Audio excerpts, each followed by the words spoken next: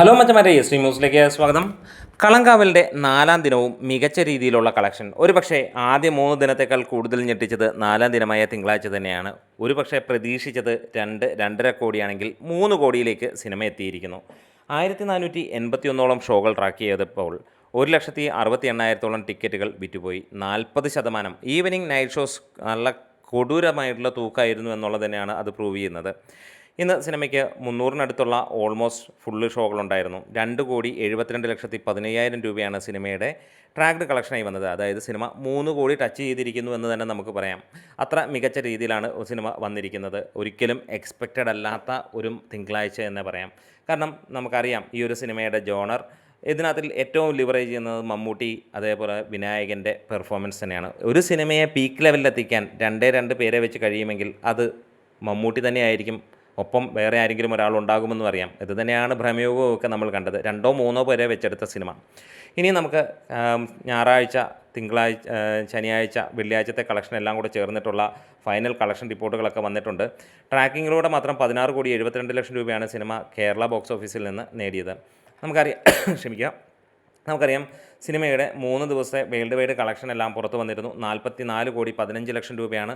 Territory vice ആയിട്ടുള്ള നമുക്ക് ആ ഒരു കളക്ഷൻ നോക്കുകയാണെങ്കിൽ കേരളത്തിൽ നിന്ന് 15.5 കോടിയും റെസ്റ്റ് ഓഫ് ഇന്ത്യയിൽ നിന്ന് 3,85,00,000 രൂപയും ഇന്ത്യ ടോട്ടൽ 19,35,00,000 രൂപയുമാണ് വന്നത്. GCCയിൽ നിന്ന് $2.27 മില്യൺ, USA കാനഡയിൽ നിന്ന് $185K, UK അയർലൻഡിൽ നിന്ന് $180K, ഓസ്ട്രേലിയ ന്യൂസിലാൻഡിൽ നിന്ന് 56K, യൂറോപ്പ് റെസ്റ്റ് ഓഫ് വേൾഡിൽ നിന്ന് $65K സിനിമയ്ക്ക് വന്നത്. ഓവർസീസിൽ നിന്ന് $2.75 മില്യൺ ഇന്ന് വരെയുള്ള അല്ലെങ്കിൽ 3 ദിവസത്തെ കളക്ഷനായി നമുക്ക് കിട്ടിയത്. 24,80,00,000 രൂപയോളമാണ് ഓവർസീസിൽ നിന്ന് സിനിമയ്ക്ക് നേടാൻ കഴിഞ്ഞത്. അതിൽ തന്നെ നല്ല ഒരു പങ്കും GCC രാജ്യങ്ങളിൽ നിന്നാണ്. അതായത് കേരളത്തിൻ്റെ ഏറെക്കുറെ ഡബ്ലിനടുത്തുള്ള ഒരു കളക്ഷൻ തന്നെയാണ് GCCയിൽ വന്നിരിക്കുന്നത്.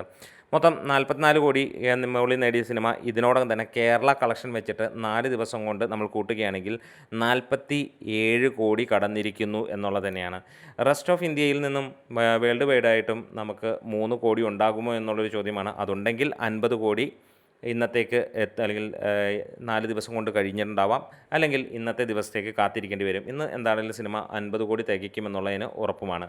എന്തായാലും മറ്റൊരു സന്തോഷകരമായ വാർത്ത കൂടിയുണ്ട്. ഏകദേശം 75 ലക്ഷത്തിന് മുകളിലുള്ള പ്രീസെയിലാണ് സിനിമയ്ക്ക് ചൊവ്വാഴ്ച ദിനത്തിലും വന്നിരിക്കുന്നത്. അതും ഒരു നല്ല മികച്ച ഒരു കളക്ഷൻ എന്ന് തന്നെ നമുക്ക് പറയാം. 1,302 ഷോകളിൽ നിന്ന് ഏകദേശം 42,000-ന് മുകളിലുള്ള ടിക്കറ്റുകളാണ് വിറ്റുപോയിരിക്കുന്നത്. എന്തായാലും സിനിമ 1 കോടിയുടെ അടുത്തേക്ക്, അതായത് പ്രീസെയിലൂടെ തന്നെ വന്നിരിക്കുന്നു. നമ്മുടെ വീഡിയോസ് ഇഷ്ടമായെങ്കിൽ ഒന്ന് സപ്പോർട്ട് ചെയ്ത് തരണം. Thank you bros.